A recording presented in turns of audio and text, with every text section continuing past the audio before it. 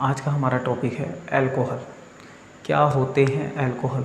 तो those organic compound in which one और मोर OH group attach with the side chain of carbon, ठीक है ना, साइड चैन ऑफ कार्बन, ठीक है ना। अगर कार्बन की साइड चैन के साथ OH ग्रुप जुड़ा हुआ होता है तो हम उसको अल्कोहल बोलते हैं।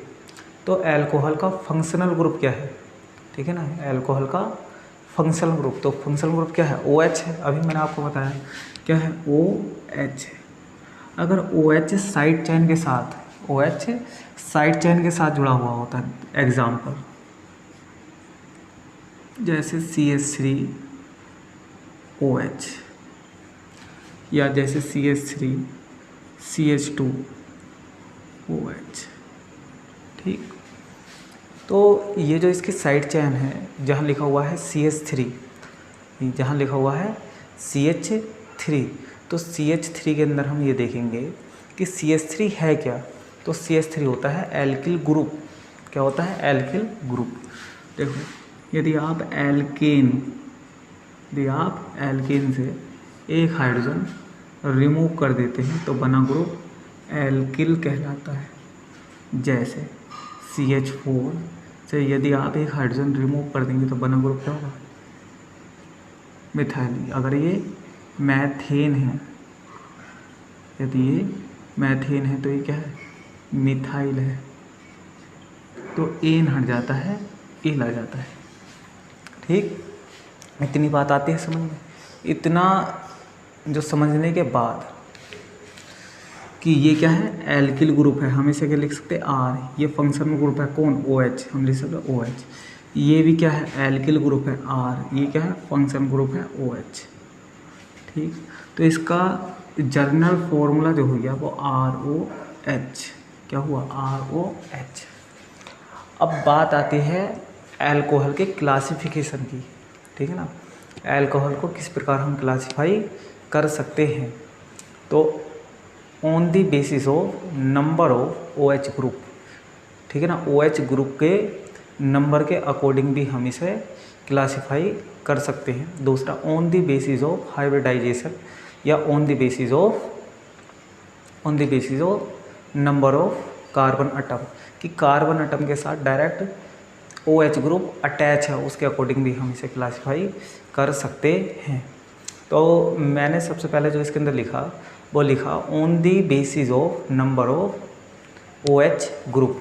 तो OH ग्रुप के अकॉर्डिंग ये कितने प्रकार के होंगे? तो OH ग्रुप के according monohydric alcohol, dihydric alcohol, trihydric alcohol और पॉलीहाइड्रिक अल्कोहल, ठीक है ना। तो मोनोहाइड्रिक अल्कोहल किन्हें बोला जाएगा? डाईहाइड्रिक अल्कोहल किन्हें बोला जाएगा? तो आप देखेंगे तो मोनोहाइड्रिक अल्कोहल, तो क्या लिखा हुआ? Monohydric containing one OH group. अगर कभी अल्कोहल के पास क्या है, एक OH ग्रुप है तो वो बोला जाएगा मोनोहाइड्रिक अल्कोहल। अगर दो ग्रुप जुड़े हुए हैं तो क्या बोला जाएगा? Dihydric alcohol. अगर तीन OH ग्रुप जुड़े हुए हैं तो क्या बोला जाएगा? Trihydric alcohol. अगर चार OH ग्रुप जुड़े हुए हैं तो क्या बोला जाएगा? Polyhydric alcohol. तो एक बार देख लेते हैं कि मोनोहाइड्रिक अल्कोहल तो containing one OH group, dihydric alcohol तो कंटेनिंग टू OH ग्रुप, आगे लिखा हुआ है जो ट्राईहाइड्रिक अल्कोहल तो कंटेनिंग 3 OH ग्रुप। तो इसके अंदर पॉलीहाइड्रिक अल्कोहल हो गया containing more than 3 OH group, more than 3 OH group. अब इनके एग्जाम्पल देखते हैं,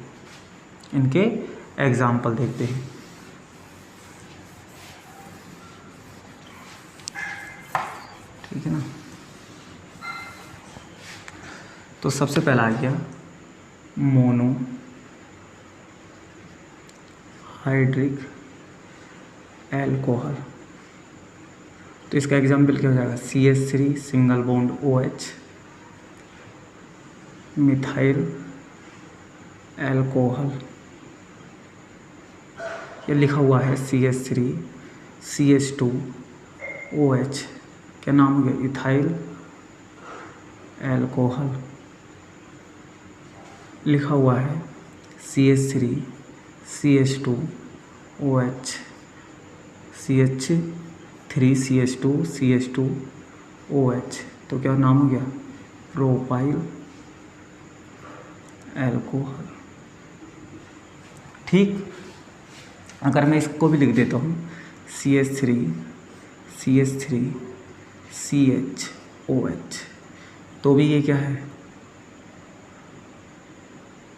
ये मोनोहाइड्रिक अल्कोहल है। ठीक है ना, क्या बोला जाएगा, मोनोहाइड्रिक अल्कोहल। और भी एग्जाम्पल दे सकते हैं, देखो CH3CH3CH3COH, अब भी क्या है, मोनोहाइड्रिक अल्कोहल। इसका नाम क्या हो गया, मोनोहाइड्रिक अल्कोहल। नोट, आप नोट्स बनाना चाहें तो नोट्स भी बना सकते हैं। इसके बाद कौन आ जाता है, डाईहाइड्रिक अल्कोहल। तो कौन होते हैं डाईहाइड्रिक अल्कोहल,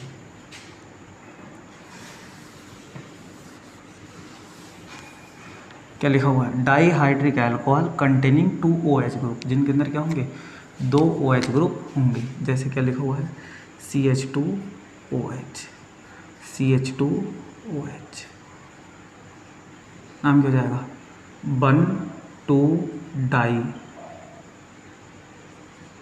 एथेनॉल, या 1,2-एथेन डाइओल, 1,2-एथेन डाइओल। ठीक, ऐसे ही और हम क्या लिख सकते हैं, CH3CHOH, CH2OH, 1 2 3 4, 1 2 3 4, 4 बार।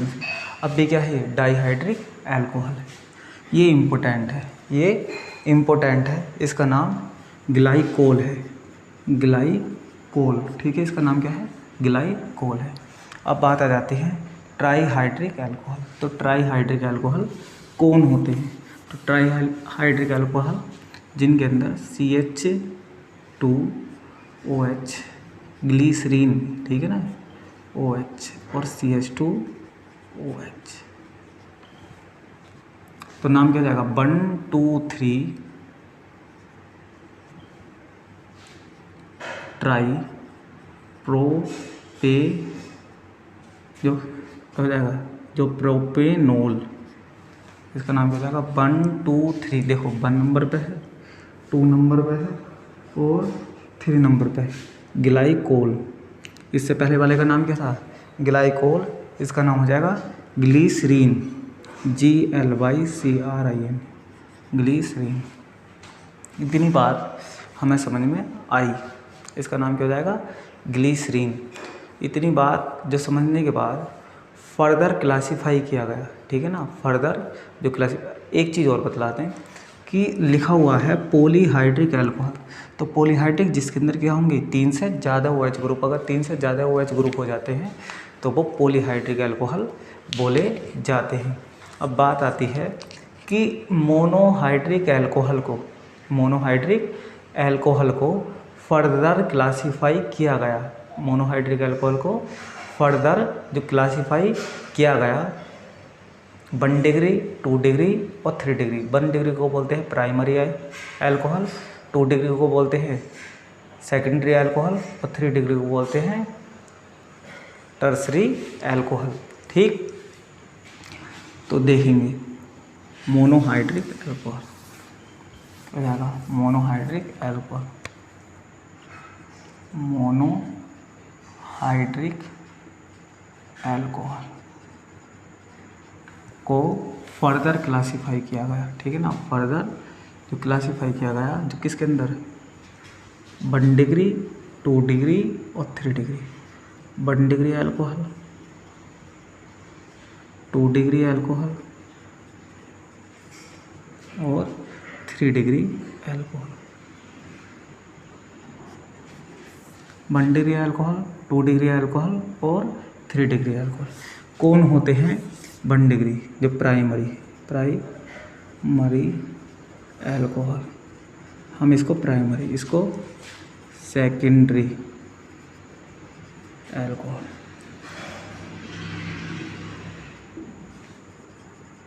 टर्सरी एल्कोहल, जो प्राइमरी एल्कोहल, ठीक है ना, और सेकेंडरी एल्कोहल, और तीसरा हो जाएगा जो टर्सरी एल्कोहल। अब एग्जाम्पल देखते हैं इसका प्राइमरी एल्कोहल का, यानी 1 डिग्री एल्कोहल का। तो लिखा हुआ है, मैं आपको इसके अंदर बताता हूँ कि CH3 single bond CH2 OH लिखा हुआ है।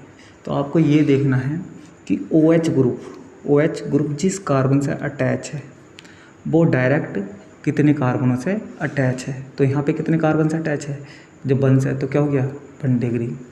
अगर मैं लिख देता हूँ CH3 CH, ठीक है ना, CH2 OH। अब बताओ, अब कितने कार्बन से अटैच है, 1 2 3 4 है नहीं, इसकी बैलेंस चेक 1 2 की कार्बन की बैलेंस 4। तो OH ग्रुप जिस कार्बन से अटैच है वो डायरेक्ट एक कार्बन से अटैच है, तो हम इसको बोलेंगे 1 डिग्री, ठीक। अब आ जाते हैं 2 डिग्री पर, CH3 CHOH। तो OH ग्रुप जिस कार्बन से अटैच है वो डायरेक्ट 2 कार्बन से अटैच है, तो हम इसको बोलेंगे 2nd डिग्री। और भी एग्जाम्पल दे सकते हैं, CH3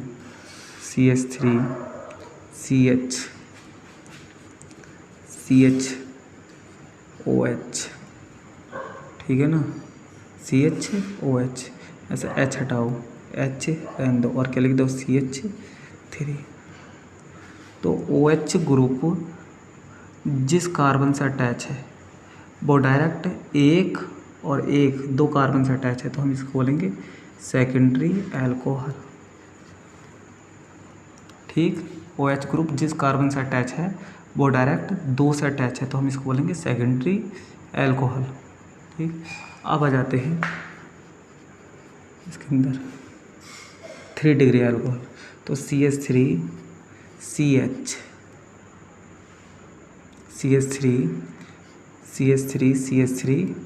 OH। OH ग्रुप जिस कार्बन से अटैच है वो डायरेक्ट अटैच कितने से, 3 से, तो हम इसको बोलेंगे 3 डिग्री एल्कोहल।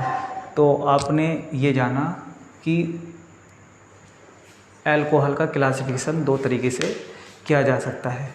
कौन कौन से तरीके से, on the basis of number of OH group के नंबर के आधार पर, on the basis of number of OH group के नंबर के आधार पर, ठीक है ना, कि अगर OH ग्रुप 1 है तो वो मोनोहाइड्रिक एल्कोहल, 2 हैं डाईहाइड्रिक एल्कोहल, और 3 है तो ट्राईहाइड्रिक एल्कोहल बोले जाएंगे। इसके बाद मोनोहाइड्रिक एल्कोहल को फर्दर क्लासीफाई किया गया किसके अंदर, 1 डिग्री, 2 डिग्री और 3 डिग्री के अंदर।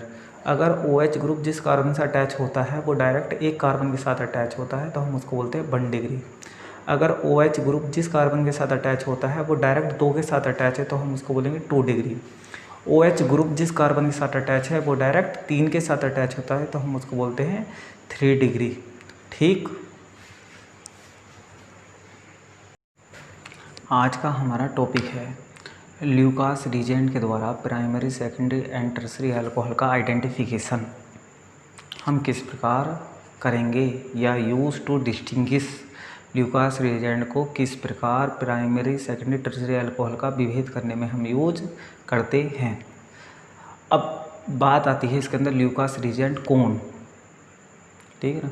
1:1 में यदि आपने ZnCl2 एनहाइड्रस मतलब बिना जल का, ZnCl2 सूखा और कंसनट्रेटेड HCl यूज किया, इन दोनों का मिक्सर ही क्या कहलाता है, 1:1 का ल्यूकास रीजेंट कहलाता है।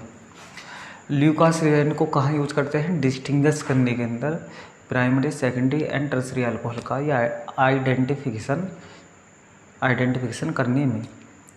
तो अब इसका आइडेंटिफिकेशन किस प्रकार हम करेंगे, देखेंगे कि ये मेरे पास 3 बिगर है, मुझे नहीं पता कि किसके अंदर प्राइमरी है, किसके अंदर सेकेंडरी है और किसके अंदर जो क्या है, टर्सरी अल्कोहल है। तो मैंने पहले बीकर में जैसे ही क्या डाला, Zn एनहाइड्रस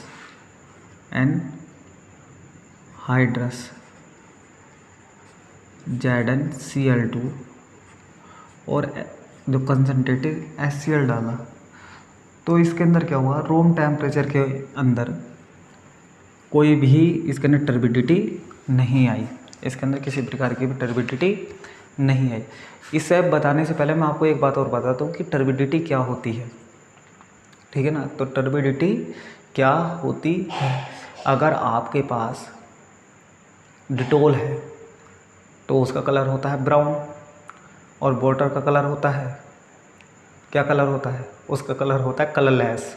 दोनों को आपस में मिलाओगे तो वाइट कलर उसके अंदर आ जाएगा, मतलब उसके अंदर कलर का बन जाना और एक ऐसे सब्सटेंस का बन जाना जो इनसोल्यूबल हो, उसे द्वारा से घोला ना जा सकता हो, उसको बोलेंगे प्रेसिपिटेट। ऐसी होती है टर्बिडिटी, ठीक। तो जैसे ही मैंने एनहाइड्रस ZnCl2 डाला और साथ में जो कंसनट्रेटेड है HCl, तो उसके अंदर किसी प्रकार की टर्बिडिटी नहीं है। जैसे ही मैं दूसरे बीकर के अंदर क्या डालता हूँ, एनहाइड्रस ZnCl2 और कंसनट्रेटेड HCl डालता हूँ, तो टर्बिडिटी आफ्टर 5 to 10 मिनट, 5 से 10 मिनट के अंदर इसके अंदर टर्बिडिटी आ जाती है। और जैसे ही मैं तीसरे के अंदर एनहाइड्रस ZnCl2 और कंसनट्रेटेड HCl डालता हूँ, तो फास्ट जो टर्बिडिटी इसके अंदर तुरंत ही टर्बिडिटी आ जाती है।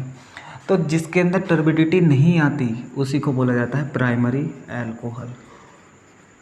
जिसके अंदर टर्बिडिटी आफ्टर 5 to 10 मिनट, 5 से 10 मिनट के बाद ही उसके अंदर टर्बिडिटी आ जाती है, उसे बोलते हैं सेकेंडरी अल्कोहल।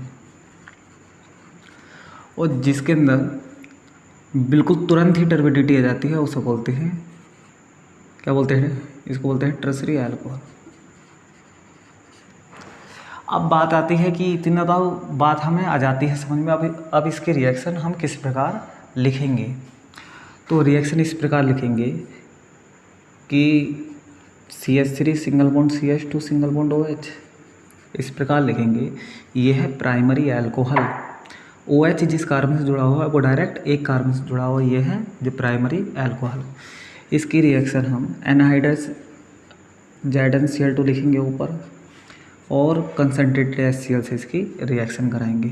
तो याद रख सकते हैं कि इसका OH और इसका H निकल जाएगा और ये बन जाएगा CH3 CH2Cl,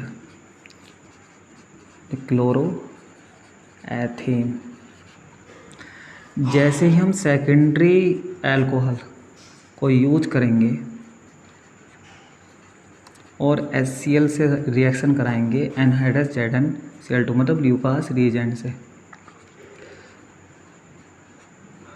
तो इसके अंदर बनेगा CH3 single bond CH3 CHCl, ठीक है ना, CH3Cl, 2 क्लोरो